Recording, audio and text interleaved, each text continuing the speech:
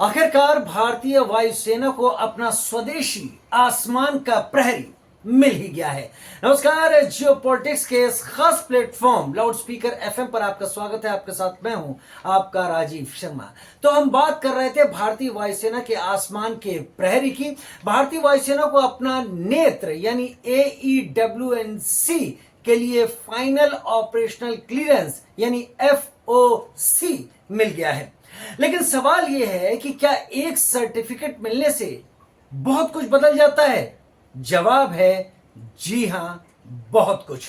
लेकिन इससे पहले कि इस सर्टिफिकेट के बारे में बात करें, एक सवाल आता है सामने, ये नेत्र आखिर है क्या?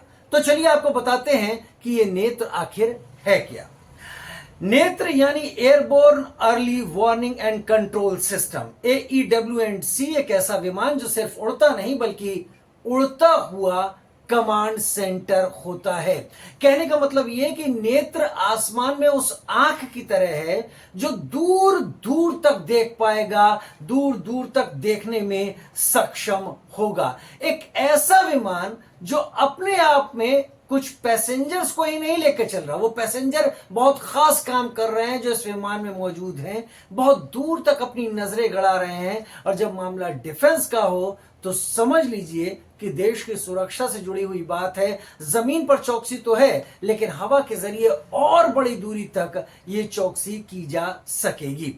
ये सैकड़ों किलोमीटर दूर हवा में रहते हुए दुश्मन के fighter jets, drone, cruise missile और कई हवाई खतरों को पहचान सकता है। और इसके बाद ये सारी जानकारी ग्राउंड कंट्रोल को या लड़ाकू विमानों को तुरंत भेज देता है बिना समय गंवाए। उसके बाद क्या होता है वो आप आसानी से समझ सकते हैं। लेकिन अगला कदम यहां पर जो आता है वो अपने आप में खास है कि ये इतना खास क्यों है।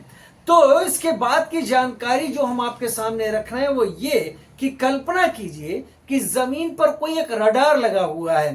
वो पहाड़ों और पृथ्वी का जो डिजाइन होता है ना, कहीं पहाड़ आ रहे हैं, कहीं दूसरे छोटे टीले आ रहे हैं, कहीं पर दूसरा वातावरण बना हुआ है, बहुत सारे घने पेड़ हैं ऊंचे ऊंचे, उसको दिक्कत हो रही है, कई तरीके की तकलीफें सामने आ रही हैं।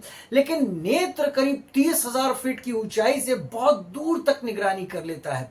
30,000 फीट की ऊंचाई पर जाने के बाद एक बड़ा कैनवास सामने आ जाता है और उसको खंगालना बहुत आसान काम हो जाता है। इसी वजह से इसे आई इन द स्काई कहा जा सका है। लेकिन FOC यानी फाइनल ऑपरेशन ऑफ क्लियरेंस मिलने से आखिर होगा क्या? मिल गया है, अच्छी बात है, लेकिन इससे होगा क्या, मतलब आपको समझा देते हैं। FOC मिलने से पहले नेत्र का इस्तेमाल तो हो ही रहा था, ऐसी बात नहीं कि नहीं हो रहा था, लेकिन अब यह सिस्टम पूरी तरीके से कॉम्बैट रेडी घोषित कर दिया गया है। सभी टेस्ट और एयरफोर्स की औपचारिकताएं पूरी कर ली गई हैं। अब इसे किसी भी बड़े सैन्य अभियान में पूरी क्षमता के साथ तैनात किया जा सकता है और यह भारत की नेटवर्क सेंट्रिक वॉरफेयर क्षमता को और भी मजबूत करेगा। लेकिन भविष्य छोटा नहीं है, भविष्य इस सोच से भी कहीं ज्यादा बड़ा है। भविष्य की बात करें तो अभी भारत के पास नेत्रा के शुरुआती प्लेटफॉर्म हैं, लेकिन आगे की बात करें तो 6 नेत्रा मार्क 1A आ रहे हैं, जिनमें लंबी दूरी का रडार, बेहतर इलेक्ट्रॉनिक वॉरफेयर सिस्टम और ड्रोन और दूसरे स्टेल्थ लक्ष्यों को बेहतर पहचानने की क्षमता होगी। स्टेल्थ लक्ष्यों का मतलब वो रडार से बचे रहते हैं, उनको रडार भी कई बार पकड़ नहीं पाते, सिग्नेचर बहुत हल्के होते हैं, लेकिन ये उनको भी पकड़ेगा। इसके बाद नेत्रा मार्क 2 बड़े एयरबस प्लेटफॉर्म पर लाया जाएगा जो भारत की हवाई निगरानी क्षमता को एक नए स्तर पर ले जाएगा। तो निष्कर्ष इससे क्या निकलता है?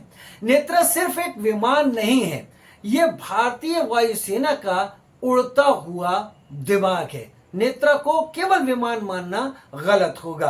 अगर दुश्मन का फाइटर जेट या ड्रोन सीमा की तरफ बढ़ रहा है तो नेत्रा समय रहते उसे पहचानेगा, खतरे को कमांड कंट्रोल सेंटर तक भेजेगा और उसके बाद एक्शन शुरू हो जाएगा। चाहे स्वर्ण ड्रोन से तबाह किया जाए या फिर दूसरे मिसाइलों के जरिए या आकाश तीर का इस्तेमाल किया जाए, नेत्रा एक ऐसी आंख होगा जो भारत को डिफेंस के क्षेत्र में बहुत बड़ी मजबूती देने जा रहा है। जानकारी आपको कैसी लगी जरूर कमेंट सेक्शन में लिखकर बताइएगा। हम इससे भी इतर दूसरी और बेहतर जानकारी आपके सामने लाते रहेंगे।